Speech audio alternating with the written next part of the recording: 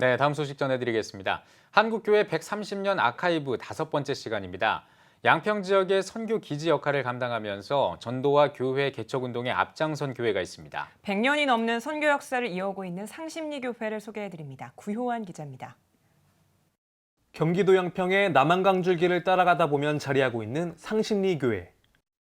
1903년 성경을 팔며 복음을 전하는 권서가 상심리 마을에 방문하였고 성경을 읽고 복음을 받아들인 차상진, 배운길 등 7명의 성도들은 헌금을 모아 1907년 8평의 초가 예배당을 마련합니다.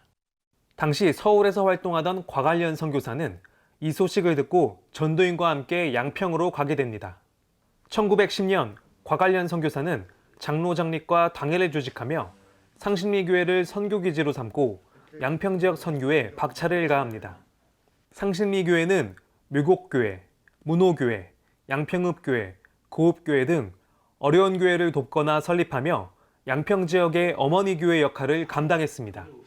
상심리교회의 100년사를 집필한 김대수 장로는 상심리교회 선교의 원동력은 성도들의 열정이라며 믿음의 선배들의 영적인 흐름이 지금까지 이어진 것이라고 증언합니다. 100년사를 쭉 보니까 제일 중심 인물이 배운길 장로님이었어요.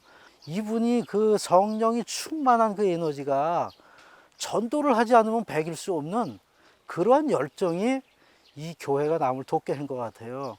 예를 들어서 그 고읍교회가 불타서 이제 망가졌을 때도 자기 소를 팔아서 가서 도와줬고요. 자기 딸 2사람이 시집간 마을에 교회가 없었습니다. 그 교회를 가서 지어주고 그 교회를 세워주신 분이에요. 근데 이 정도 되는 중심 인물이 이 교회에 있다 보니까 다른 교인들도 협조가 됐고 그런 것들이 다른 교회에 영향을 줬을 거다 이렇게 생각을 합니다. 상심리교회는 3.1운동에도 앞장섰습니다. 양평 옥청면에서 가장 큰 규모의 만세운동이 발생할 당시 주일학교 교사였던 신우균 조사는 4천여 명이나 되는 군중을 주도하며 만세운동을 벌였습니다.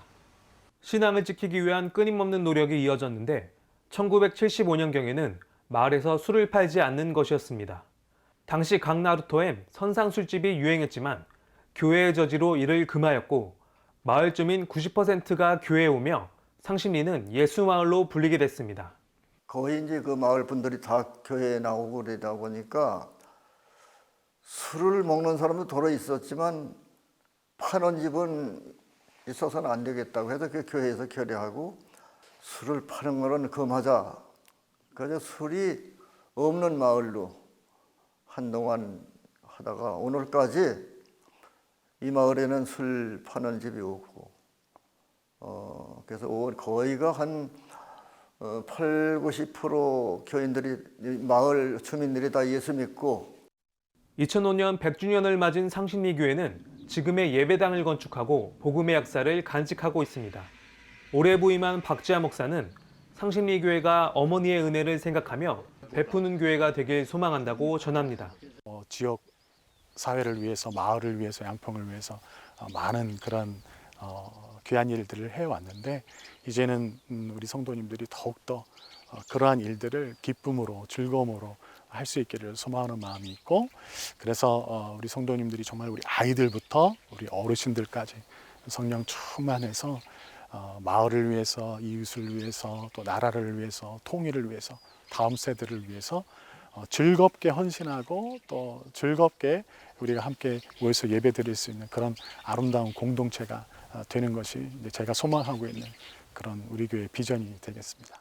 116년의 역사 속에 양평에 뿌려온 복음의 씨앗들.